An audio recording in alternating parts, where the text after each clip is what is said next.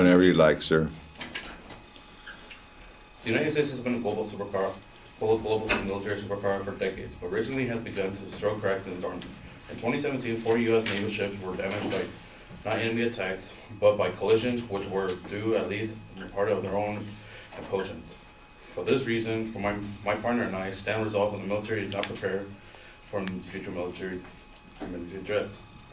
We begin our argument with Observation 1 definitions. Subpoint A. U.S. military.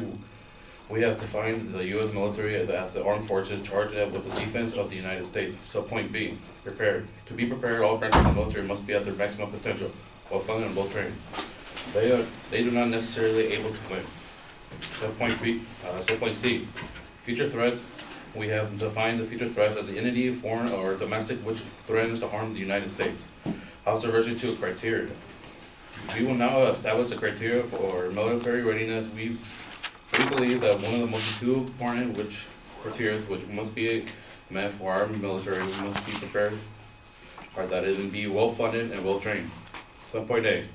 Proper funds are essential for military readiness. Number 1.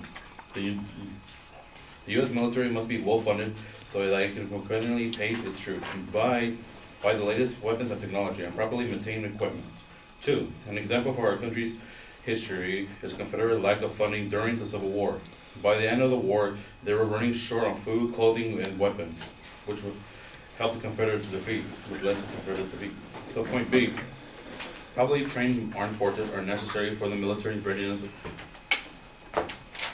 Point 1, a well-trained military is necessary because soldiers will not be able to make the proper right decision or probably use equipment without appropriate training. An example for a country's history is Great Britain's powerful army, losing the Revolutionary War due to improper training. Now that we establish a criteria of military readiness, we will show the U.S. military is not prepared for future threats. Observation 3, applications. The U.S. military does not meet the criteria for readiness. So point 8, a 3% of defense budget is increases adequate to rebuild military readiness. Dr. Corey Scheck, author of the book Warriors and Citizens, America's View of Our Military, The Atlantic of June 26, 2017. The President's budget allows only a 3% of increase in the coming fiscal year of DoD spending. When out of the year of productions are taken into account, the Trump budget will only 463 billion increase through 2027.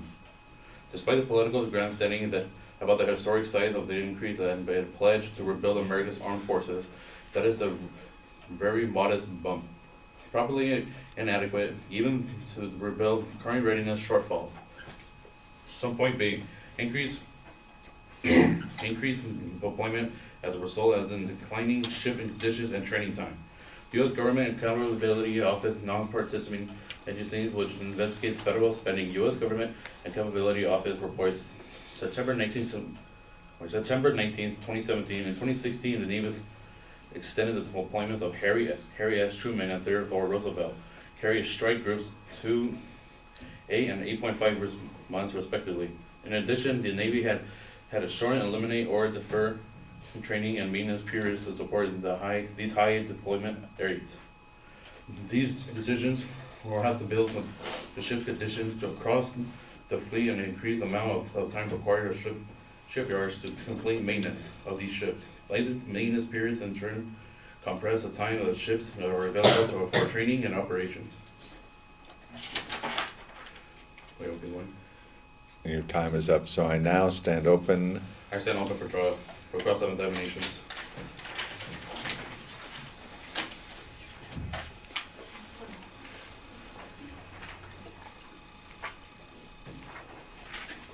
We gotta go to cross-ex, gentlemen.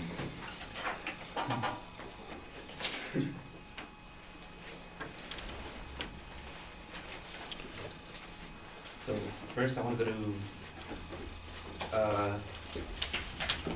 criteria B. What did you say for that? For observation number 2? Observation number 2 criteria. Properly trained armed forces are necessary for military readiness.